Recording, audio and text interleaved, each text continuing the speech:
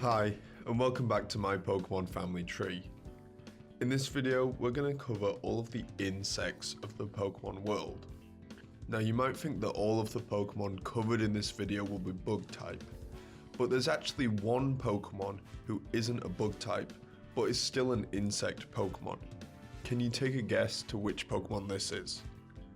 Before this though, we need to get to the changes that I've already made to the charts since the last video. I've added in Lurantis as an orchid to go alongside Lilligant in the monocots. Whilst Lurantis definitely looks like an insect and would be a mantis if it was, it's the opposite of an orchid mantis. It's a mantis orchid, meaning it's really a plant that disguises itself as a mantis.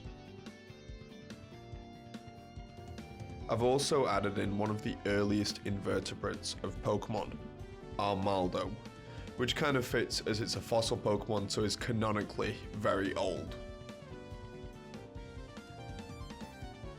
Another change I had to make to invertebrates was overhauling the gastropods. I've included a Selgor and Manaphy, a Selgor being a snail and closely related to the Gudra line, and Manaphy being a sea angel. The last change I've made is a short connection between Parasect and Crustle.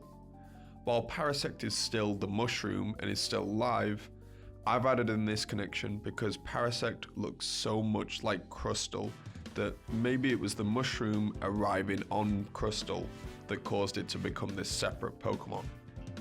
With this, we can actually get on to the video and look at all the insects of Pokemon.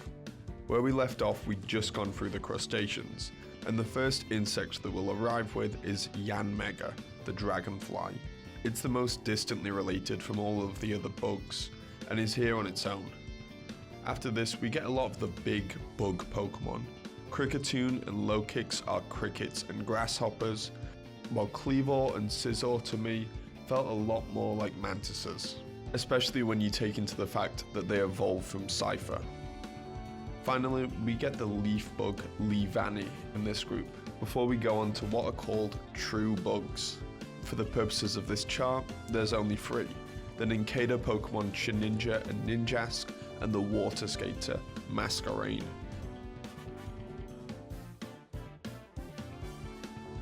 As we go further down, we get to two Pokemon who have weirdly unfitting names.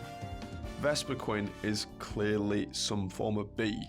It evolves from Combee, a honeybee Pokemon, and is the queen bee. Whereas Beedrill looks a lot like a wasp, but the issue here is that Beedrill is the one that's named after the bee, and Vespiquen is the one that's named after the wasp. Also in this grouping we have Durant, who's one of the few Pokemon that isn't in the bug egg group but is an insect. Further down from this, we get the one Pokemon based off a fly, Ribombee, before we get onto Lepidoptera. Lepidoptera is the name used for butterflies and moths.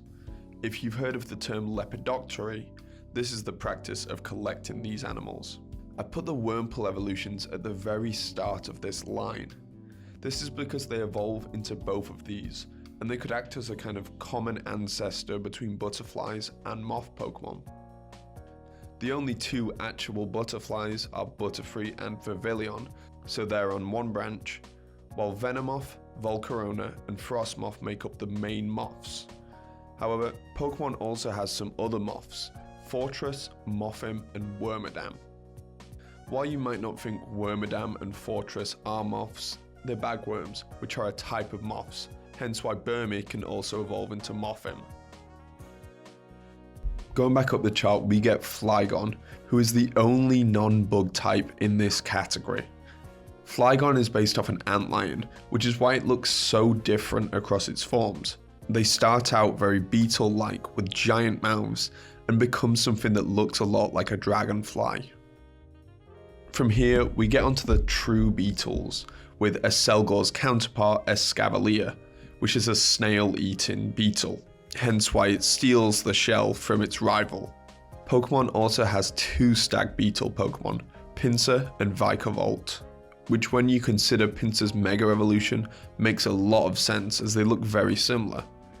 From here we get onto the two scarab beetles, Heracross, who's a Hercules beetle, and Rabska, the dung beetle, who is actually just the two syllables of scarab swapped around.